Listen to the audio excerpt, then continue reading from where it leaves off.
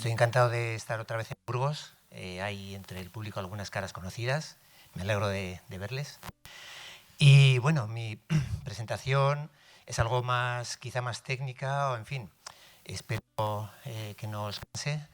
Y también me alegro de ver que de alguna forma lo que ha comentado Franco, lo que ha comentado Leticia, pues realmente estamos desde el ámbito ecológico, en producción ecológica, con todos esos temas que se han tocado. En concreto, el tema de las bandas floridas para mantenimiento de la biodiversidad, de las islas de biodiversidad, que es una herramienta muy interesante.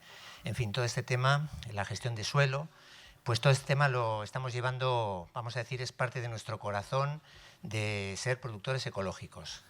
Entonces, la presentación que he traído es vamos a decir, con media hora es justamente presentar unas pinceladas del trabajo que estamos desarrollando y decir la respuesta a la pregunta, si es posible el cambio en una transición ecológica. Pues el cambio es posible, evidentemente. La respuesta es que sí. Pero bueno, quería dar unas pinceladas sobre resultados, algunas cosas que estamos haciendo para valorar cómo se pueden hacer las cosas y de qué manera quizás pues abordar este cambio, porque los cambios cuestan mucho trabajo.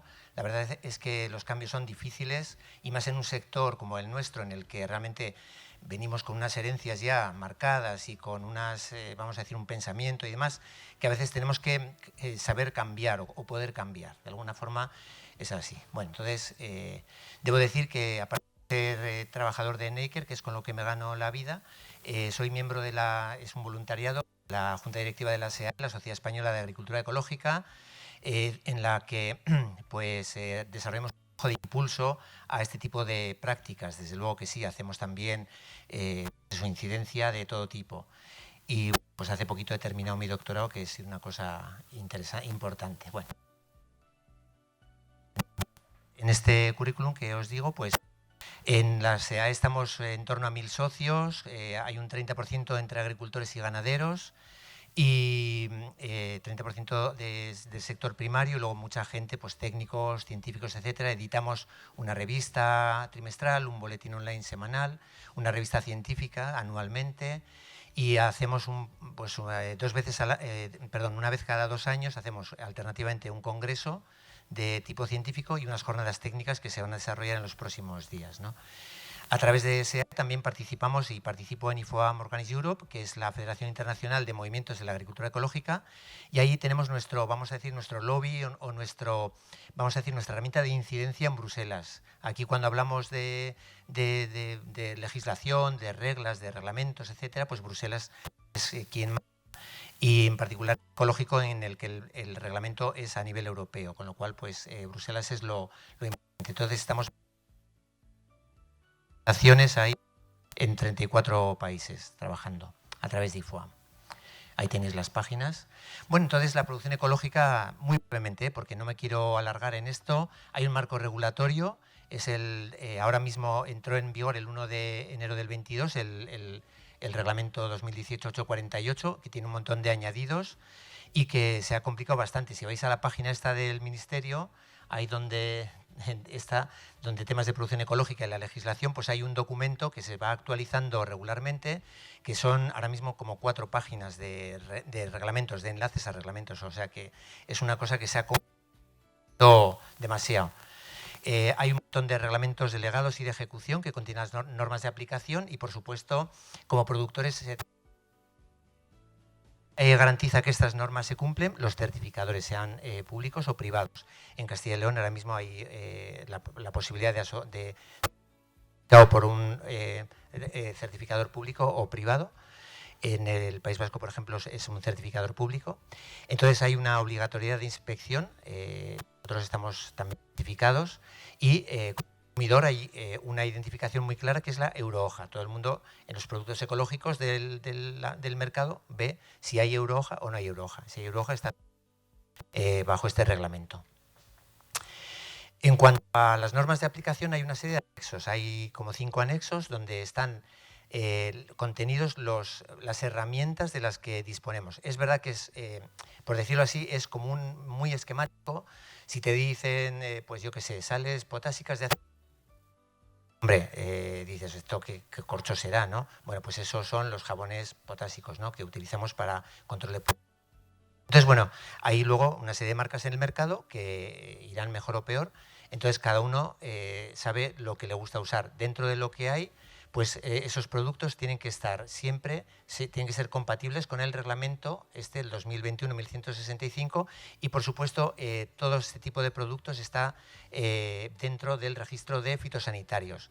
Quiero deciros que a alguno igual les suena raro, pero no sé, hay una serie de extractos vegetales que son al final son productos de plantas, ¿no?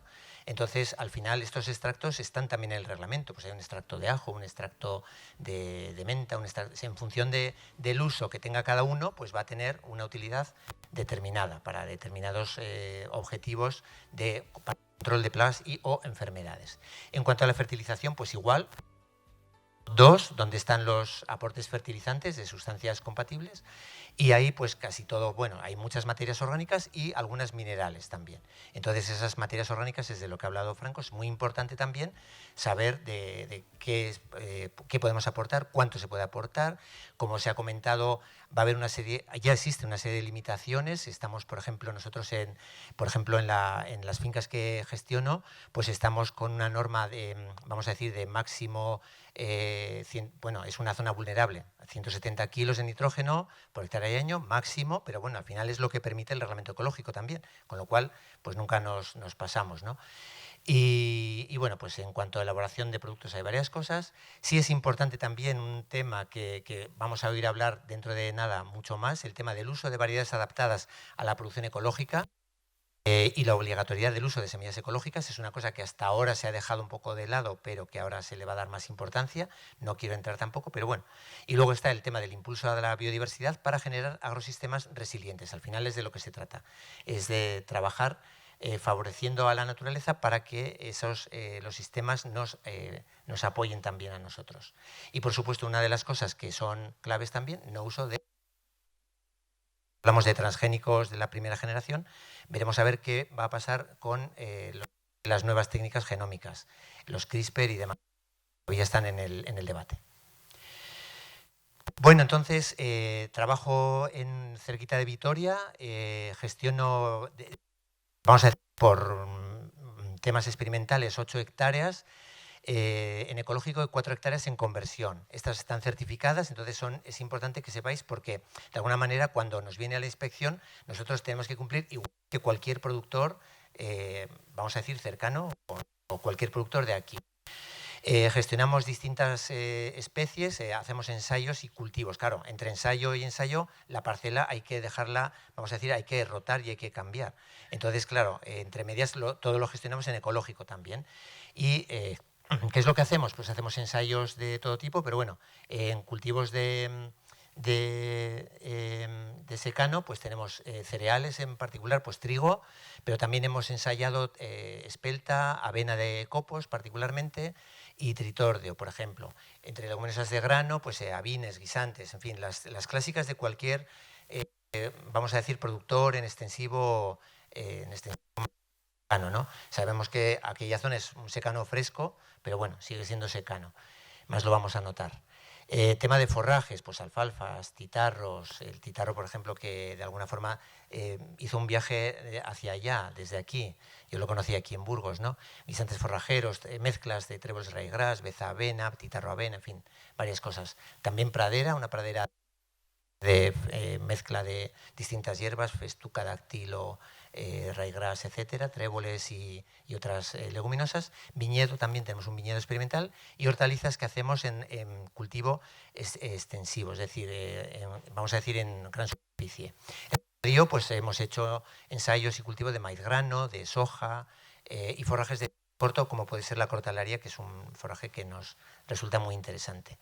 Participamos dentro de la red estatal de ensayos GENUCE, pero en la parte eco, donde hacemos ensayos de trigos para calidad, trigo blando para calidad panadera.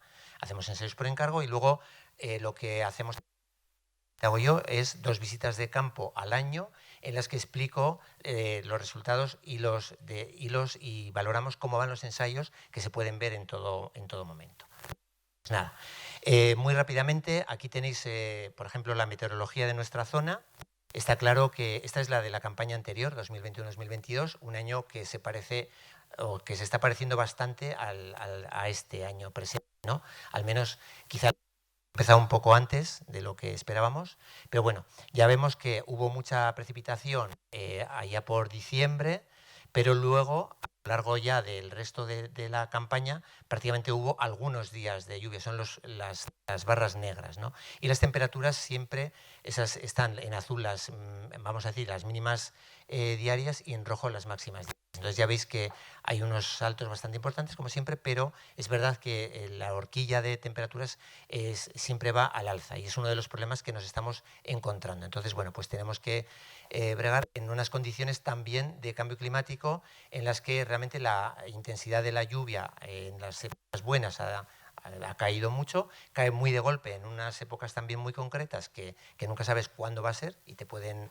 arruinar el cultivo, y luego tienes unos periodos de bastante sequía que digamos que tiene que afrontar con un suelo, vamos a decir, en las mejores condiciones posibles. Y esa es una de las claves en las que nosotros estamos trabajando. Trabajamos pues para conseguir unos suelos activos, unos suelos vivos con un buen contenido de materia orgánica, como vamos a ver enseguida. Entre los resultados de los que os quería mostrar, por ejemplo, están los resultados de los ensayos de trigo. Siempre se nos ha que el trigo era una especie, pues, vamos a decir, no muy adecuada, sobre todo para trigo de calidad, en ecológico, que nos estaba dando muchos problemas, que al final era un trigo para pienso, ¿no? Nosotros le hemos dado la vuelta a eso y a través de los ensayos que la red Genuce hace, nosotros somos solamente de la red Genuce. Puntos en Castilla y León, en Aragón, en Cataluña, en Mancha y en Extremadura, en la que también se realizan ensayos con las mismas variedades comerciales. De variedades comerciales de voy a meter en más. Entonces, bueno, pues ya veis que aquí tenemos unos resultados de producción y peso específico, rendimiento hectárea y peso específico, y que se puede comprobar cómo hay trigos que realmente son competitivos con producciones convencionales de alguna manera. Toda esta parte de aquí, pues en aquel año estaban en torno a los 4.000 kilos hectárea, que digamos es para trigos de otoño, 4.000, entre 4.000 y 5.000, bastante estable, ¿no? En ecológico estamos hablando.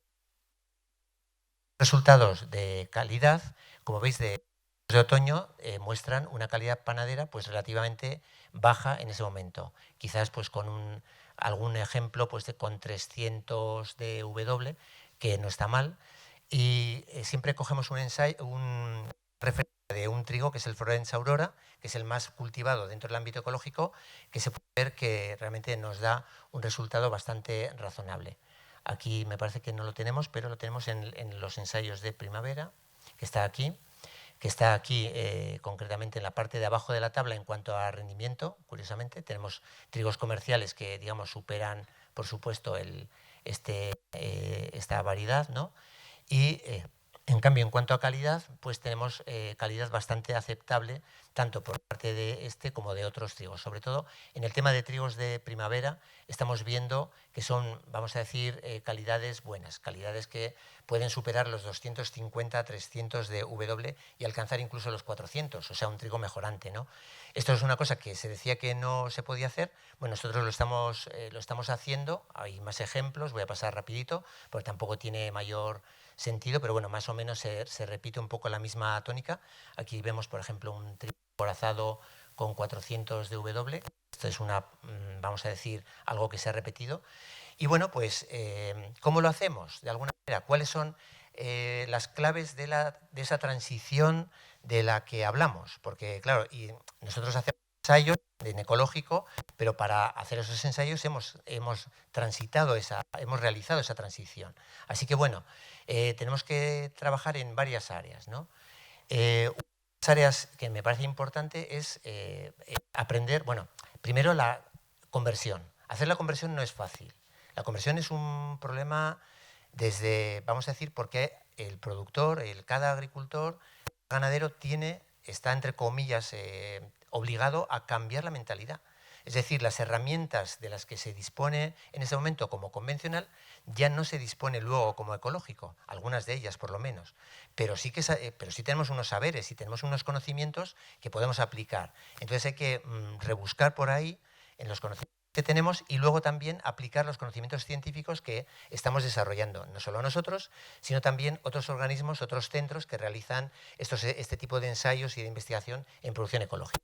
Así que bueno, la conversión ecológico hay que hacerla de la forma más sencilla posible.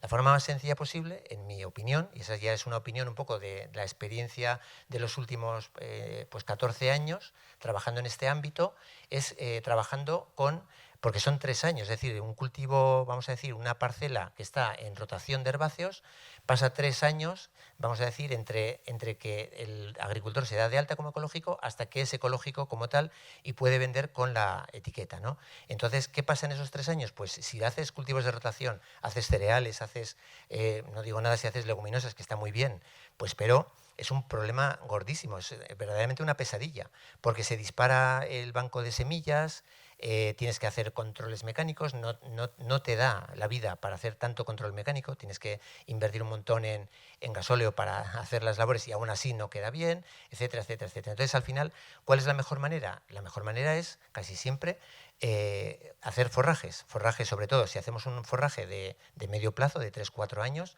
véase una alfalfa, que sería lo ideal, si se puede hacer, incluso en secano, véase una esparceta que dure 3 años, que nos aguante el ciclo de 3 años, pues eso sería la mejor manera de hacer el cambio. Y luego ya partes encima con una finca en la que ya tienes ya un contenido en nitrógeno bastante alto como para poder aportar ya, poder sembrar distintos cereales o, en fin, otros cultivos que uno vea que tiene capacidad para luego comercializar. Es muy importante. Eso por un lado. Por otro lado, otra cosa importante, el tema de la rotación. La rotación de cultivos, que es el ABC del agricultor. Yo me alegro que se haya hablado aquí del tema de rotación y demás, pero es que es verdad, es el ABC. O sea, siempre se ha dicho que la rotación era importante, que limita el desarrollo de plagas y enfermedades, etcétera, etcétera. Una anécdota muy rápida. Un agricultor, año que entra, vamos a decir, de monocultivo cerealista, después de la conversión, pasa a ecológico y ya entra y pone un trigo en ecológico y empieza a ver zabro. Y yo decía, pero bueno, esto no es ni normal. O sea, ver zabro en ecológico es casi ya imposible. Tuvo un año, un poco de problema, un corro prácticamente, casi no había, y luego ya en otros años ya ese problema desapareció. Las rotaciones hacen que este tipo de plagas que son, vamos a decir, están asociadas al monocultivo, pues desaparezcan. Y eso, hablamos de esto, pero hablamos de enfermedades, hablamos de determinados problemas, fusariosis, etcétera, que al final pues no dejan de ser problemas asociados al monocultivo. Y esa dinámica se rompe y somos capaces de romperla mediante este trabajo. Así que la rotación es importantísima. ¿Qué aporta también la rotación?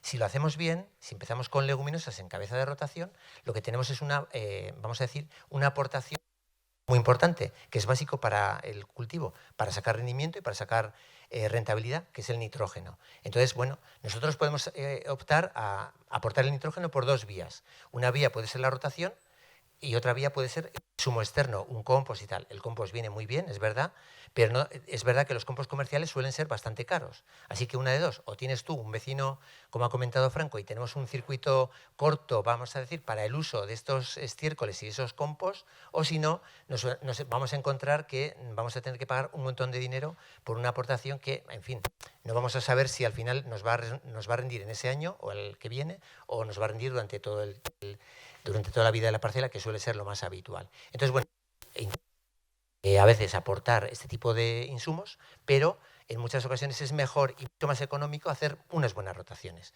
Eso podríamos un poco, trabajar, expresar todo esto con más tiempo, vamos a decir, los resultados.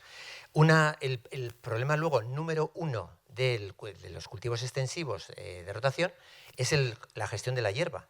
Está claro que la gestión de la hierba es el dolor de cabeza de casi todos los agricultores de secano extensivo, ¿no? Entonces, bueno, y digo hierba o digo adventicias. No me oiréis decir malas hierbas, eso está ya en ecológico, no existen las malas hierbas. Son hierbas competidoras, adventicias, en fin. que realmente dan problemas, nos dan dolor de cabeza, es verdad, y nos dan problemas de verdad, pero bueno, tenemos a nuestro alcance diversas técnicas de acción, sobre todo acción mecánica. Algunas, pero ¿qué es lo que es bueno? Las técnicas de acción mecánica junto con las rotaciones. Eso hace, vamos a decir, que nuestro problema de hierbas disminuya.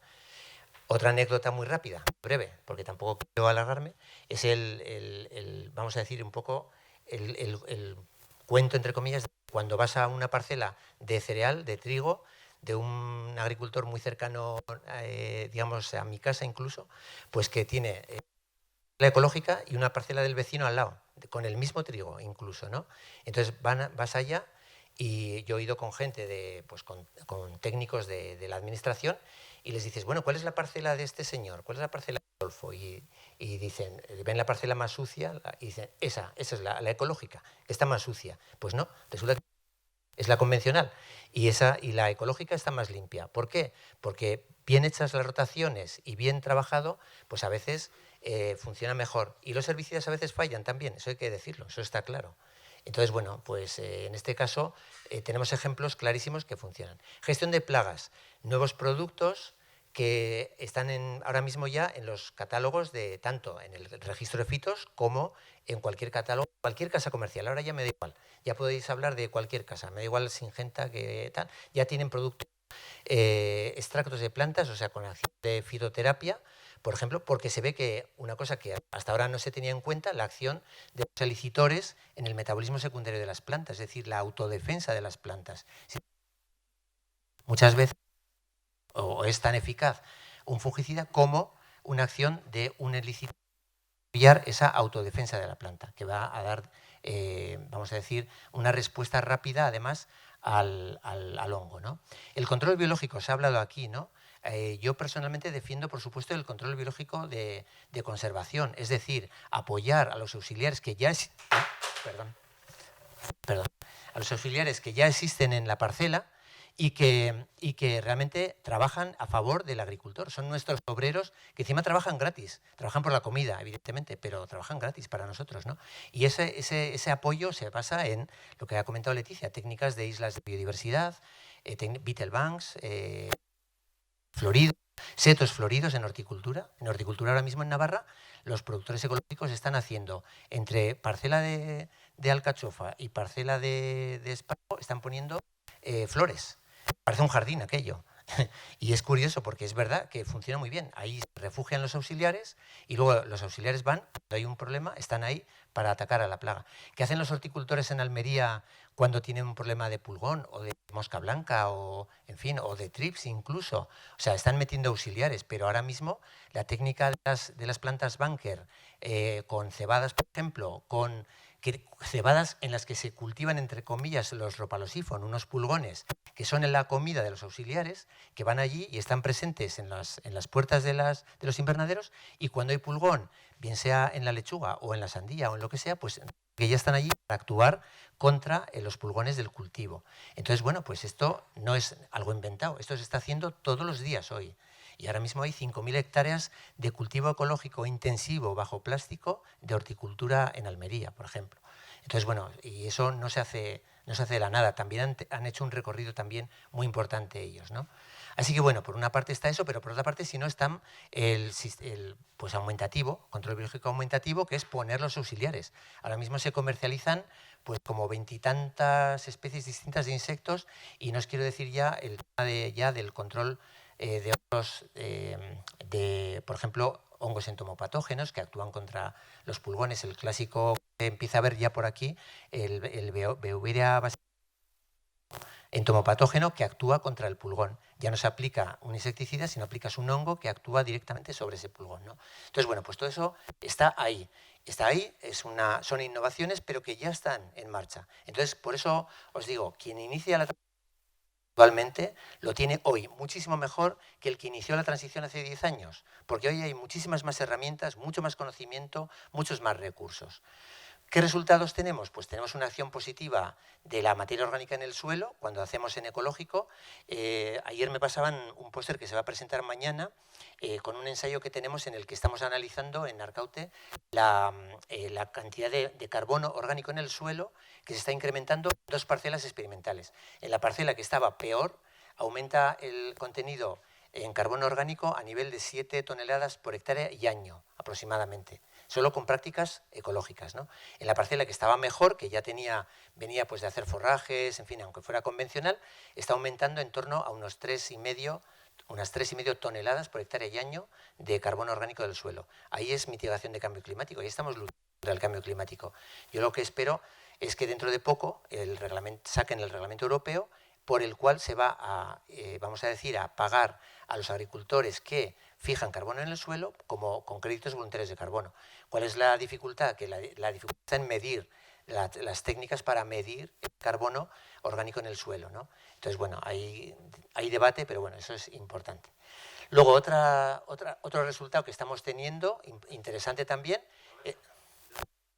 vale, acabo ya, la disminución del uso de insumos. ¿Qué significa esto? Pues lo ha dicho Leticia, todos lo sabemos. Los insumos están disparados. Nosotros estamos trabajando con rentabilidades bastante buenas, no tanto por la producción. Como veis, la producción siempre está un poco por debajo, en torno a un 20 o un 15% por debajo, porque todavía no tenemos variedades adaptadas. Eso está claro. Son variedades comerciales hechas, mejoradas, seleccionadas en convencional y, por tanto, no están bien adaptadas. Entonces, bueno, a pesar de esa pérdida de rendimiento, conseguimos, vamos a decir, un buen resultado de rentabilidad por disminución de costes, ¿no? Y luego, pues, como he dicho, el tema de la acción en la lucha contra el cambio climático.